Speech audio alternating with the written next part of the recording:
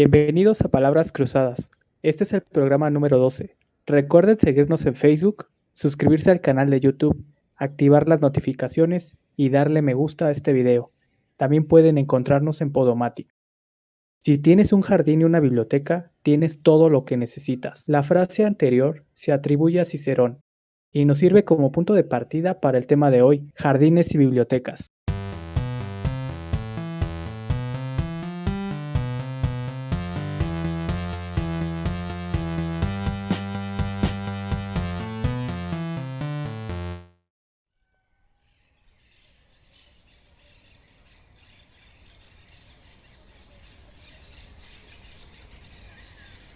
Para comenzar, debemos esclarecer la diferencia entre jardines, patios y huertos. Etimológicamente, la palabra jardín llegó al español como un préstamo del francés, que es un diminutivo del término antiguo jard y que significa huerto. Y este mismo término se deriva de las lenguas germánicas gard o yard, que significan patio. En la actualidad, el jardín se define como un terreno donde se cultivan plantas y flores ornamentales. Una diferencia sutil entre los jardines y los huertos sería que en los huertos se cultivan árboles frutales, legumbres y hortalizas, porque el propósito es la producción agrícola autosustentable a pequeña escala. En cambio, el jardín no está limitado a este propósito. Por otro lado, los patios son espacios al aire libre dentro de las casas y no necesariamente tienen áreas verdes.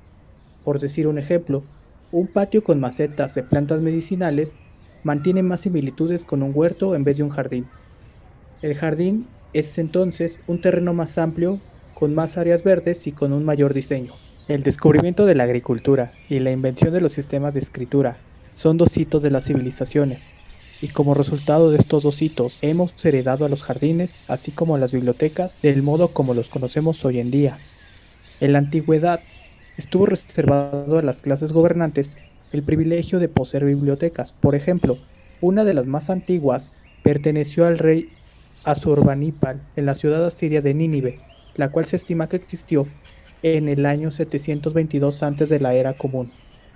Mientras que en el caso de los jardines, el recorrido histórico nos llevaría hasta la ciudad de Tebas en Egipto en la era faraónica, donde los jardines se diseñaron como anexos complementarios a los templos y a las casas de los faraones y los funcionarios de la monarquía teocrática. Me gustaría agregar a este panorama histórico algunos aspectos culturales. Quizá una de las primeras referencias occidentales del jardín es el Jardín del Edén, que es nombrado en el Génesis como Huerto del Edén y que por múltiples interpretaciones y traducciones se le fue atribuyendo la idea de paraíso, pero de paraíso desde una perspectiva de la cultura persa, que tomó esta palabra de la lengua hebrea, pardés, que significaba jardín real o parque real de cacería, que era donde el rey iba con sus invitados o se reunía con ellos para cazar y tener momentos de divertimento y relajación. Se adopta entonces esta palabra para referirse a estos espacios. Este concepto no fue único de la religión judio-cristiana. Por ejemplo, en la cultura nórdica están los mitos como cual su casa es un jardín paradisiaco, exento de los males del mundo. Con estos dos ejemplos podemos ver cómo se comienza a dotar de atributos la idea del jardín, y el primero de ellos será el de un lugar para la abstracción del mundo, de las cosas del mundo. Es interesante considerar el aspecto de huerto, ya que en la antigüedad, antes de instaurarse la acepción de jardín como una construcción artificial del hombre que emula y construye un espacio cultural para su placer o beneficio, se hablaba de los huertos de hortalizas y los huertos de flores. Los primeros, los de hortalizas, eran enormes campos que se usaban para el cultivo de verduras y hierbas medicinales. De hecho, estos últimos huertos se llamarán también como huertos medicinales o huertos de simples. En la terminología médica, un simple es un elemento orgánico o inorgánico que compone un medicamento. Así que esos huertos de hortalizas solían componerse de una sección dedicada a las plantas medicinales, que también tenían el nombre como herbarium, y que fueron constituidos desde Grecia y consagrados a ciertos dioses para su estudio y para su festejo.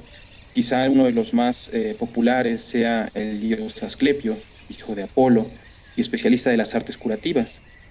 En la Edad Media, esta práctica se trasladó a los conventos y monasterios, en donde los monjes cultivaban las hortalizas para los sustentos gastronómicos o para sus experimentos científicos o bien para la educación. Obviamente de esta historia se desprende lo que es la idea del jardín botánico. Ahora, por la otra parte, por los huertos de flores, estos fueron dedicados principalmente para el cultivo de flores bellas y aromáticas, como por ejemplo las orquídeas, y que pudiesen ornamentar y ofrecer un lugar de tranquilidad y de placer visual para sus dueños. Nuevamente están aquí las ideas de abstracción, de tranquilidad, de placer que ofrece el aislamiento. Es muy posible que estas ideas se retomaran de un tópico de la literatura, el locus amoenus o lugar ameno, el cual era característico sobre todo de la literatura pastoril, como en Daphnis y Chloe, o por ejemplo en Sueño de una noche de verano, y que consistía en la descripción de la naturaleza alejada de las urbes, un lugar propicio para la plática relajada, la tranquilidad y para el amor y el gozo. Durante diferentes momentos históricos se le dio a este tópico algunas características. Por ejemplo, en la Edad Media los escolásticos atribuían a este locus amoenus cierto ascetismo y estoicismo para las meditaciones espirituales. Me parece que estos atributos van a ser trasladados al menos indirectamente al jardín, de tal manera que este se volvió un espacio, viéndose esta ya no solo como un lugar de resguardo para los libros, sino también como un lugar de resguardo para el lector.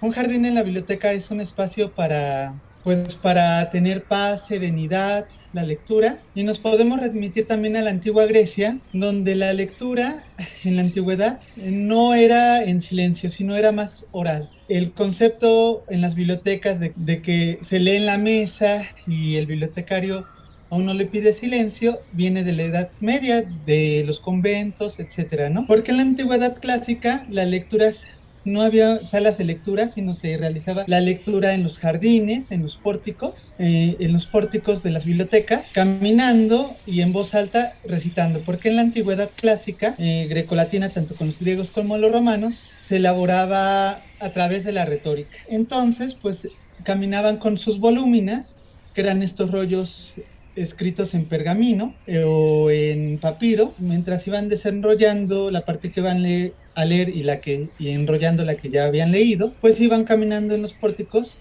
declamando en voz alta. Entonces se buscaban también estos espacios que dieran tranquilidad y todo para realizar la lectura. Un ejemplo de ello nos lo dan tanto la Biblioteca de Alejandría como su rival, la de Pérgamo, que tenían estos pórticos donde se leían. Y también hay otro ejemplo en las bibliotecas de Atenas. Por ejemplo, podemos remitirnos a Platón, que funda la academia, en un extremo lejos de Atenas, o sea, lejos del bullicio de la ciudad, justamente para encontrar esa paz, fuera del bullicio de la gente, donde los intelectuales, los estudiantes de la academia pudieran salirse del mundo y dedicarse al estudio. Se funda la academia en las afueras de Atenas, donde se sabe que había una importante biblioteca, aunque se desconoce el contenido, y se realizaban las lecturas en los jardines de la academia.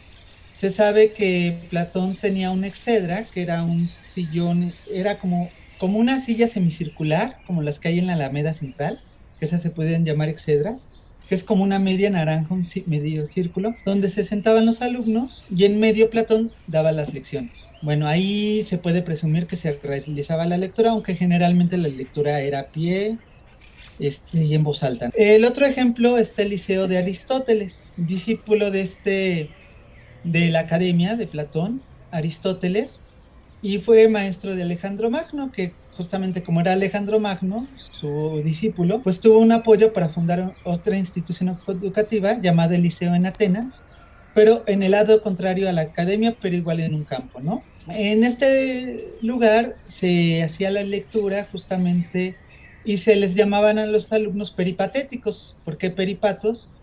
Bueno, no significa nada de patético ni nada, sino peripatos viene de paseante, ¿no? Entonces, justamente como se daba las lecciones Aristóteles caminando en el jardín y los alumnos iban escuchando paseando por el jardín, pues es justamente que reciben el nombre de peripatéticos. Entonces aquí también se puede ver cómo la lectura se hacía en voz alta, declamando, mientras iban paseando por el jardín, cosa bastante interesante. Y otra cosa interesante de ambas instituciones educativas de Atenas es que tienen el precedente del museo, ¿no? Recordemos también que el museo no es el museo actualmente donde se exhiben piezas arqueológicas y todo lo demás, ¿no? El museo era un pequeño templo a las musas que estaba en los bosques, en los jardines, porque los estudiantes o los intelectuales no se atribuían a su propio genio sus atribuciones, ¿no? Sus descubrimientos, sus cosas, ¿no? Científicas o de artes, ¿no? Sino a la inspiración de las musas, a las cuales rezaban para que les dieran la inspiración. Cada institución, tanto el liceo como la academia, tenían su pequeño museíto donde pedían la inspiración para inspirarse para hacer sus obras, ¿no? Después ya va cambiando en Alejandría, es una institución como un centro de investigaciones y después ya viene el museo como tal, que está dentro de la biblioteca, pero eso ya es otro tema aparte. Entonces, justamente podemos ver eso de los jardines en la influencia clásica griega. Entonces aquí se puede ver como en el museo, en la calidad de museo actualmente que tenemos, se puede observar que también los jardines, aparte de dar una tranquilidad, también pueden servir para el estudioso en una biblioteca. Pues, por ejemplo, si es una biblioteca especializada en biología o en alguna área así, para tener árboles frutales o árboles de determinada área que complemente lo que están en los libros, ¿no? También en cuanto a las plantas medicinales, en cuanto a la medicina, etcétera, ¿no? Intersilvas quaerere verum, que significa entre los bosques buscar la verdad. Y justamente es esta idea que comentaban mis compañeros, tanto Abraham como Siddhartha, de, de salirse del mundo, de las distracciones, etcétera, etcétera, para buscar la verdad.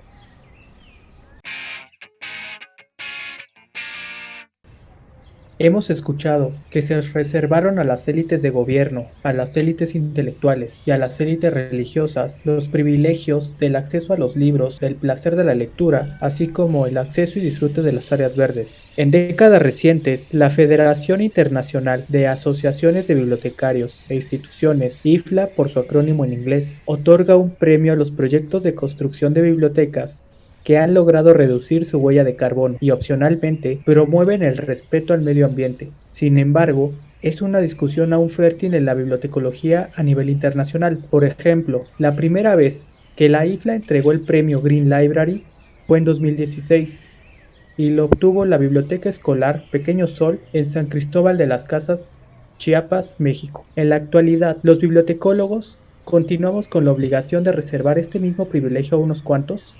¿Qué más podemos hacer los bibliotecólogos para mejorar la experiencia de la lectura en las salas de nuestras bibliotecas? Quizá uno de los beneficios que ofrece la biblioteca y que está implícito en las actividades que se desarrollan en ella es la estancia para el lector, en la cual éste podrá disfrutar de una serie de materiales para satisfacer su necesidad informativa, pero también para desarrollar sus tareas intelectuales o sus divertimentos, o inclusive el ocio y el vagabundeo. Las bibliotecas y sus instalaciones son lugares en donde el vagar debe ser una de sus alternativas de exploración. Me parece que es una obligación del bibliotecario reservar esa estancia no solo como un beneficio para el lector, sino como parte de los privilegios públicos que aún goza la sociedad. Por tal motivo, creo que si el bibliotecólogo desea hacer algo, podría comenzar por reconocer a la biblioteca como un espacio de desarrollo intelectual, de abstracción y de esparcimiento, en donde lo primero que se debe enfrentar es el ruido y la distracción, que en este siglo XXI hiperconectado penetra todo y da esa sensación interminable de nunca estar solo. Quizá eso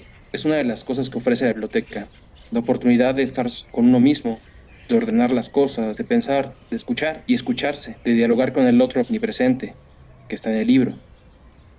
En este último sentido, la imagen del jardín como espacio de aislamiento y relajación es ideal, aunque la realidad es mucho más severa. No toda biblioteca puede beneficiarse de las ventajas de un espacio tan ideal, y esto inevitablemente por los costos.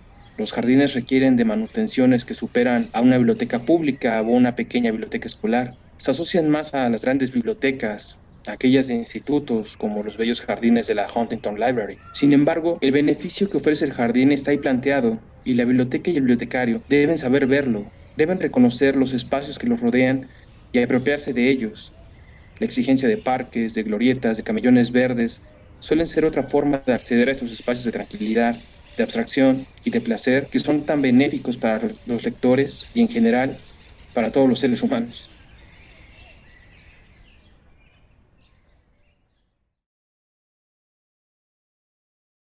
Como hemos señalado, la biblioteca tiene el potencial de ofrecer una experiencia individual, de fomentar la lectura para los usuarios, de ser un lugar donde los usuarios pueden estar solos, pueden encontrar un espacio de tranquilidad o simplemente pueden vagabundear.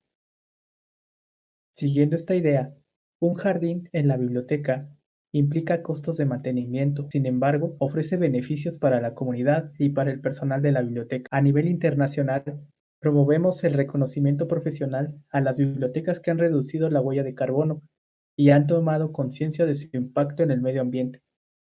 Esto representa un gran avance a escala global. Sin embargo, queda trabajo por hacer a escala individual, garantizar el acceso a las áreas verdes como un factor que mejore la experiencia de la lectura para las personas que difícilmente podrán disfrutarlo. Los jardineros comparten la pasión por su trabajo y han aprendido que el jardín debe alcanzar un equilibrio con el ecosistema.